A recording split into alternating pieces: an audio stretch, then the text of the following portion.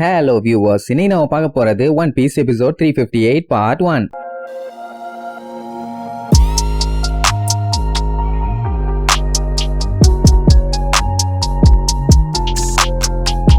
Open பண்ணா அந்த gecko மரியாவை நம்ம லூஃபி உதன்னு உதச்சு ஓட போறேன்னு சொல்லி டைலாக் எல்லாம் விட்டான்ல. ஆனா அவனுக்கு அதை பத்தி எல்லாம் கவலையே இல்ல. என்ன மேட்டர்னா என்னதான் அந்த கெக்கோ மரியாவை போட்டு தள்ளாலுமே அந்த ஜோம்பிஸ் எல்லாம் அப்படியே ஜோம்பிஸா தான் இருப்பாங்களே தவிர ஷேடோஸ் எல்லாம் திரும்பி வராதாமா. என்னடா இப்படி ஒரு குண்டை தூக்கி போடுற, ஒன்ன பொழந்துக்கிட்டா எல்லாம் சரியாயிரும் நினைச்சு வந்தானேப்பா. அவன் அதெல்லாம் இல்லப்பா. ஆக்சுவலா அவனோட எபிலிட்டி திருடுற ஷேடோஸ் எல்லாத்தையுமே ரூல் பண்றதுக்காக ஹெல்ப் பண்ணுது. அப்படின்னா இவன் மனசு வச்சா மட்டும்தான் அவங்க எல்லாத்தையுமே ரிட்டர்ன் அனுப்ப முடியும். ஆனா அப்படி பண்றது ரொம்ப கஷ்டமாச்சே. அதுக்கு நீ பயங்கரமா ஹர்ட் பண்ணி அதுக்கு ஒத்துக்க வைக்கணுமே. அப்பதானே நான் ஓகே பண்ணிட்டு அந்த வேலையை பண்ணுவேன். ஆனா என்னோட ஸ்ட்ரென்த்தை கம்பேர் பண்ணும்போது உன்னாலலாம் என் மேல ஒரு விரல கூட வைக்க முடியாதுன்னு சொல்லி கிண்டல் பண்ணுவான். இது ஓவர் நக்கலாலா இருக்குது. லூஃபி கிட்ட போய் இப்படி எல்லாம் பேசினா அவன் சும்மா இருப்பானா? கொய்யால இறா மொத அடியே மொரட்டடி அடிக்கிறேன்னு அப்படியே ஒரு ஜம்ப் பண்ணி கம்னு சொல்லி ஓங்கி ஒரு குத்து வைப்பான். அவன் எதுவுமே பண்ண மாட்டான். திடீர்னு இடையில ஒரு ஷேடோ வந்து அவன் அட்டாக்க தடுக்கும். என்னடான்னா அவனுக்கு செக்யூரிட்டியா அவனோட க்ளோன் ஒன்னு இருக்குது. அதோட பேரு டோப்பல்மேன். அதை தோக்கடிச்சாதான் அவங்கிட்டயே போக முடியும். அதுவும் பார்க்க கொஞ்சம் கொடூரமா கொலவெறியா தான் இருக்குது. கண்டிப்பா லூஃபிக்கு டஃப் கொடுக்கும். அதுல மட்டும் எந்த டவுட்டும் இல்ல. ஆக்சுவலா அந்த கெக்கோ மரியா ரொம்ப நாளைக்கு முன்னாடி ஓவர் கான்பிடென்ட்ல ரொம்ப திமிரா சுத்திட்டு இருந்தான். எப்படியும் இவன் கிங் ஆஃப் த பைரட்டா மாறிடுவான்னு. ஆனா அதுக்கப்புறம் தான் அவன் ரியலைஸ் பண்ணா எதுக்கு இவ்வளவு கஷ்டப்படணும், நமக்குன்னு ஒரு சபார்டினேட் இருந்தாங்கன்னா ரொம்ப ஈஸியா வேலை முடிஞ்சிடும்ல. சோ அப்படி ஒரு விஷயத்த முடிவு பண்ணி தான் இவனை உருவாக்கி இருக்கான். லூஃபி அதெல்லாம் கண்டுக்காம டேய் வலிய உர்றா வாழக்கா முக்கா, நான் அவனை பொழக்கணும்னு சொல்லி அந்த ஷேடோ கிட்ட கத்திட்டு இருப்பான். அந்த கெக்கோ மரியா இழிச்சுக்கிட்டே தம்பி நான் தான் இன்னும் கொஞ்ச நாள்ல வேறல கூட அசைக்காம கிங் ஆஃப் த பைரட்டா மாற போறேன். ஏன்னா நான் என்னோட ஸ்ட்ரென்த்தை யூஸ் பண்ண போறது இல்லையே. எனக்கு பதிலா மத்தவங்க தான் சண்டை போடுவாங்க. எப்படி சூப்பர்லன்னு சொல்லுவான். அந்த டோப்பல்மேன் லூஃபியை அட்டாக் பண்ண ஆரம்பிச்சிருவான். உடனே லூஃபி காண்டாயி டே ஆப்ப இட்லி மண்டையா, நல்லா தெரிஞ்சுக்க நான் தாண்டா கிங் ஆஃப் த பைரட்டா மாற போறவன். கண்டிப்பா நான் உன்னைய விடவே மாட்டேன்னு கத்திட்டு இருப்பான். என்னடா ஒரே மாதிரி இருக்கீங்க, உன்னோட ஜோம்பியும் இதத்தான் சொல்லிச்சேப்பான். அதான் அந்த ஊரு நான் கிங் ஆஃப் த பைரட்டா மாற போறேன்னு சொல்லி தொண்டையிலேயே கத்திட்டு இருந்தானே. என்னதான் லூஃபியோட ஷேடோ வேற ஒருத்தன் பாடிக்குள்ள போனாலுமே லூஃபியோட ஒரிஜினல் பர்சனாலிட்டி அப்படியே ரீட்டைன் ஆகுது. இப்படி அவன் சொல்லிட்டு இருக்கும் போதே லூஃபியை போட்டு அந்த டோப்பல்மேன் கண்டமேனிக்கு அட்டாக் பண்ண ட்ரை பண்ணுவான். லூஃபி எஸ்கேப் ஆகிட்டே இருப்பான். இப்ப என்னன்னா கொஞ்ச காலங்களுக்கு வேணா லூஃபியோட பர்சனாலிட்டி அப்படி இப்படின்னு எல்லாமே அப்படியே வரும். ஆனா அதுக்கப்புறம் எல்லாமே கம்ப்ளீட்டா மறந்து போய் அது ஒரு முழுமையான ஜோம்பியா மாறி இவனுக்கு தான் லாயலா இருக்குமாமா. எவ்வளவுதான் அந்த ஜோம்பி ஸ்ட்ராங்கா இருந்தாலும் சரி வேற வழியே இல்லாம இவனுக்கு கீழே தான் அது வேலை பார்க்குமாமா. இதெல்லாம் கேட்டு காண்டான லூஃபி அதுக்கு நான் விட்டாதானடா கொய்யாலன்னு அப்படியே கம்னு சொல்லி பாஞ்சு அந்த டோப்பல்மேனை ஒரு மிதிப்பான். அப்படியே அந்த பக்கமா சரியுமா அந்த கேப்ல கெக்கோ மோரியா மேல கம் கேட்லிங் அட்டாக் யூஸ் பண்ணுவான். கொக்கா மகானிக்கு செத்தான்னு பார்த்தா மறுபடியும் அந்த டோப்பல்மேன் குறுக்க வந்து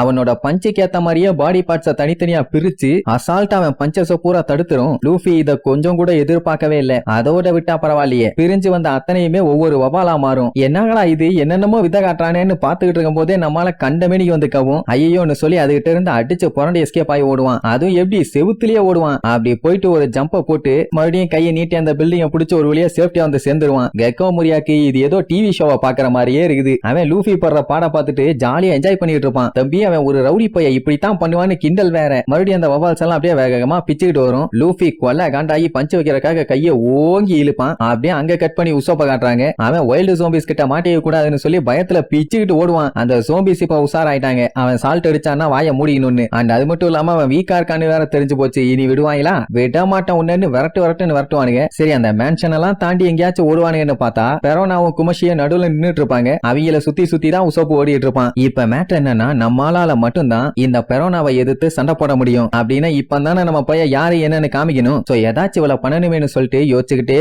சுத்தி ஓடுவான். அவளுக்கு என்ன ஒரே குழப்பம். ஏன்னா மத்த பைரட்ஸ் எல்லாருமே ஈஸியா அவனோட நெகட்டிவ் கோஸ்ட்ல மாட்டி அப்படியே டவுன் ஆயிட்டாங்க. அதாவது நம்ம எல்லாம் ஏன்டா வாழ்றோம் அப்படின்னு எதிர்த்து சண்டை போட தைரியம் இல்லாம அங்கேயே சுருண்டுட்டானுங்க. ஆனா உசோப்பு இந்த மாதிரி நெகட்டிவ் கோஸ்டையே எதிர்த்து நிப்பான்னு சொல்லி அவ கொஞ்சம் கூட எதிர்பார்க்கவே இல்ல. சரி பரவாயில்ல கோஸ்ட் ஒர்க் அவுட் ஆகலன்னா என்ன, அதான் வைல்டு ஜோம்பிஸ் இருக்காங்கல்ல அவங்கள வச்சு அவனை போட்டு தள்ளிடலாம்னு முடிவு பண்ணிட்டா. இப்போ உசோப்பு என்ன பஞ்சாயத்துனா இப்படியே ஓடிக்கிட்டே அவனால அந்த சால்ட் ஸ்டார் அட்டாக்கை யூஸ் பண்ண முடியாது. ஏதாச்சும் பண்ணணுமே, என்ன பண்ணலாம்னு யோசிச்சுட்டு சரி ஓகேன்ட்டு ஒரு பிளான பண்ணிட்டு அப்படியே திரும்பி நிப்பானா. அதுங்க வந்து ஒரே அடி அப்படியே 10 பல்ட்டி அடிச்சு போய் விழுவான். அது மட்டும் இல்லாம நீங்க புடிச்சிட்டீங்க இடிச்சிட்டீங்க அப்படின்னு சொல்லிட்டு தலைய பொத்துன்னு கீழே போடுவானா. உடனே சில சோம்பிஸ் எல்லாம் அவன் செத்துட்டானான்னு சொல்லி ஷாக் ஆவாங்க. ஆனா ஒரு சில பேர் அவனை நம்பாதீங்க அவன் ஏமாத்துவான், மேபி இது ஏதாச்சும் ட்ரிக்கா இருக்கலாம், நம்ம உசாரா இருக்கணும்னு சொல்லிட்டு அம்புட்டு பேர் வாய மூடிடுவாங்க. விட்டுருவாங்க. நீ என்னதான் ட்ரை பண்ணாலும் எங்க கிட்ட வேலைக்கு ஆகாதுன்னு பில்டப் வேற. ஆனா உசோப் என்ன பண்ணுவான், அவங்க வாயை மூடினதுக்கு அப்புறம் டப்பு டப்பு டப்பு டப்புன்னு அடிச்சு விடுவான். அவங்க வாயில பட்டு பொத்து பொத்துன்னு கீழே வந்துரும். என்னப்பா கண்ணு, நாங்க தான் வாயை மூடிட்டோமே, அப்புறம் எப்படி சால்ட் எங்க வாய்க்குள்ள போகும்னு கிண்டல் பண்ணுவானுங்க. கண்ணுகளா,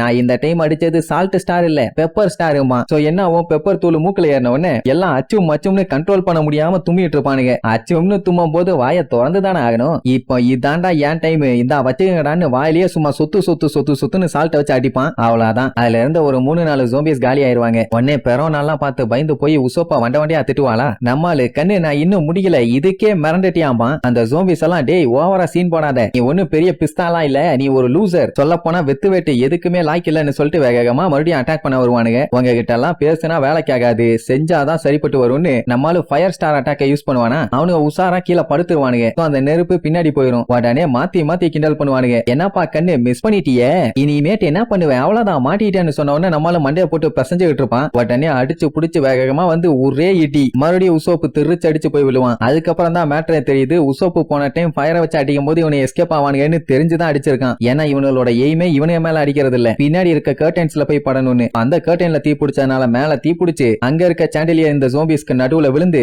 மொத்தமா எல்லா இடமும் எரிய ஆரம்பிச்சிடும். எப்படி வச்சமுல்ல ஆப்பு சாவுங்கடாமா. அங்க அவனுக்கு பட்டெக்ஸ்ல தீ பிடிச்சிக்கிச்சே, ஐயோ ஐயோ ஐயோ ஐயோன்னு அங்க எங்கன்னு கத்திக்கிட்டே ஓடுவானுங்க. பெரோனாக்கு என்ன பண்றதுனே தெரியல. ஏன்னா இவன் இப்படி ஒரு கோக்குமாக்கு வேலை பண்ணுவான்னு கொஞ்சம் கூட எதிர்பார்க்கவே இல்ல. சரி ரைட்னு உசோப்பு அடுத்து ஸ்பெஷல் அட்டாக்க பெரோனா மேல பண்ணலான்ட்டு போவான். ஆனா இடையில குமஷி வந்து நின்னுக்குவான். வலிய விடுறா கொய்யால, இல்ல வச்சு செஞ்சிருவேன்னு சொல்லிட்டு இருக்கும் போதே பெரோனா விழுந்தடிச்சு ஓட ஆரம்பிச்சிருவா. நீ எங்க ஒன்னாலும் உன்னை விட மாட்டேன்னு பின்னாடியே வெட்டிட்டு போவான். அவளால இப்ப நெகட்டிவ் கோஸ்ட வச்சு உசோப்பு எதுவும் பண்ண முடியல. அதனால வேற ஏதாச்சும் வழி இருந்தா அதை கண்டுபிடிச்சிட்டு வந்து இவனை காலி பண்ணுன்னு சொல்லிட்டு வேகமா ஓடுவா. உசோப்பு நீ எங்க போனாலும் உன்னை விட மாட்டேன்னு பின்னாடியே வெட்டிட்டு வருவான். அவனுக்கு பின்னாடி அந்த குமஷி வெட்டிட்டே வரும். பெரோனா இருந்துகிட்டு அவனை விடாத குமஷி, அவனை விடாதன்னு கத்திட்டே ஓடுவான். இப்ப என்னன்னா பெரோனா உசோப்புக்கு பயந்து ஓடிட்டு இருப்பான். உசோப்பு ஃபர்ஸ்ட் பெரோனாவை பிடிக்கதான் ஓடுவான். ஆனா குமஷியை பார்த்தோன்னா அவனுக்கு பயந்து ஓடிட்டு இருப்பான். அந்த குமஷி பெரோனாவை அட்டாக் பண்ண போற, உன்னை விட மாட்டேன்னு ஒரு ஜம்ப் பண்ணி அவனை பாஞ்சு வந்து அட்டாக் பண்ண வருவான். ஆனா உசோப்பு குனிஞ்ச உடனே அங்க இருக்க செவுத்துல போய் மோதி அந்த இடமே கண்ணா பின்னான்னு செதறும். டம்மி பீஸ் மாதிரி இருந்தானே இவனுக்குள்ள இவ்வளவு பவரான்னு சொல்லி உசோப்புகள்லாம் அள்ளு விட்டுரும். இவன் உடம்புக்குள்ள தானே நம்மளுக்கு போய் ஒளிஞ்சிருந்தாங்க.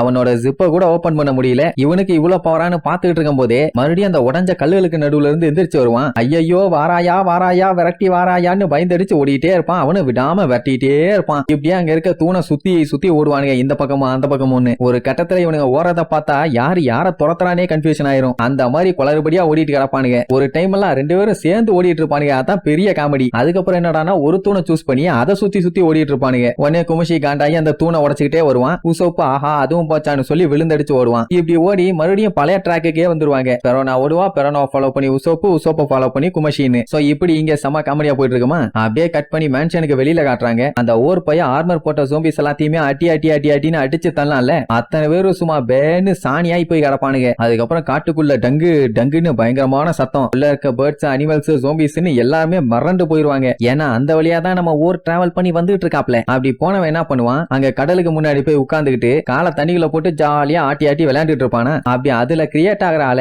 ஓரத்துல கெட்டி வச்சிருக்கானிலே ஒரு பெரிய வாளு, அதுக்குள்ள போய் விழும். அங்கதானே அந்த 3 தலை நாய் இருக்குது. ஐயோ எவனோ தண்ணியை கிளப்பி விட்டாயான்னு சொல்லி அடிச்சு புரண்டு ஓடும். ஆக்சுவலா இப்ப இந்த ஊருக்கு சின்ன குழந்தைன்னு நினைப்பு, நல்லா ஜாலியா தாயா இருக்குன்னு சொல்லிட்டு நான் கிங் ஆஃப் த பைரட்டா மாற போறேன்னு சொல்லி கத்துவானா. கிரேவியார்ல இருக்க ஜோம்பிஸ் எல்லாம் சத்தம் தாங்க முடியாம மண்ணுக்குள்ளேயே போய் பட்டுக்குவாங்க. அப்படியே அங்க கட் பண்ணி மேரேஜ் ஆள காட்டுறாங்க. அங்கதான் ஒரு வழியா நம்ம சஞ்சி வந்துட்டானே. வந்தவன் அப்படியே பம்பர மாதிரி சுத்திக்கிட்டே வந்து நமி நமி நமி நமி நமி நமின்னு அவளை தூக்கி வச்சிருக்கானே ஒரு ஜோம்பி. அவனை ஓங்கி ஒரே மிதி ஒக்காமக்கா திருச்சிருவான். அவனை மீச்ச உடனே நமி அப்படியே கீழே பேன்னு விழுவாளா. சஞ்சி அவளை விழ விடுவானா. அப்படியே மாசா கேட்ச் புடிச்சிட்டு உன்னை வெயிட் பண்ண வச்சதுக்கு மன்னிச்சிரு நமி, இனி நான் இவனில பாத்துக்கிறேன்னு சும்மா கேத்தா சொல்றதோட இந்த எபிசோடுக்கு எண்டு கார்டு போட்டு முடிக்கிறாங்க.